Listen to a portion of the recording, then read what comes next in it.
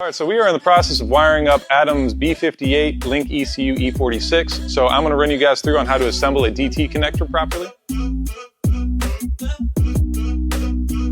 First thing you want to do is buy your DT connector from a good, reliable brand, so you're actually getting a real TE connectivity piece. So WireCare is where we go through. They got great stuff. Everything comes pre-packaged with your terminating ends, your retainers, as well as your connectors, male and female. So for this one, we're going to be doing a 2-pin male DT connector. So first thing you want to do, if you're already heat shrunk up to the 8th end of where you want to be, just make sure you leave enough slack here so you have enough room to strip the wire down. All right, now there's several different ways that you can strip this down. There is specifications for how much wire you should strip back based on the depth of your terminating end. So this tool here actually has a preset base setting here, which I can set up so that it will back down right where it gets to. Or you can measure it the old-fashioned way and just use a conventional wire stripper like these. That works too. Next, you get your terminating end, slip it over the wire. There's a little hole on the side here that's going to show you to make sure that the wire is fully bottomed in there. Now you can see that there's a stripe there. Now if you have the proper tools, again, TE connectivity, they have a base setting here for the thickness of the gauge of wire. This is a 16 gauge wire, so I'll twist my little knob there to 16, slide it to where I make full contact onto my stripe on the terminating end,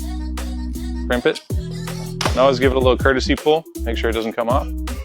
Do the same thing with the other wire. Now what I like to do is take a bit of the adhesive backed heat shrink and run it over both connectors and just let it hang out down here until you actually put your terminating end onto your connector.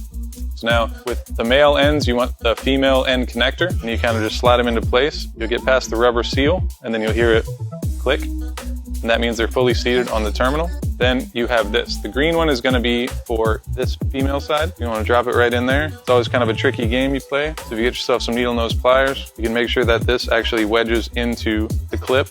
And then when you're there, you just give it a little push and you'll see it seat. All right, now that we have that seated, there are certain situations where you're going to incorporate safety loops into here, which is just basically going to be a service loop around the base of where this goes into the connector. That leaves you room for future error if the terminating end ever comes loose, or if you need to change it, it gives you enough slack on the harness to where you don't have to worry about it. In this situation, it's not something I'm worried about because this is an area with a lot of slack behind the dashboard. So now I'm going to take my piece of adhesive back heat shrink there and just run it to where I got about a 1/2 inch of reveal right at the base there. There you have it, DT connector.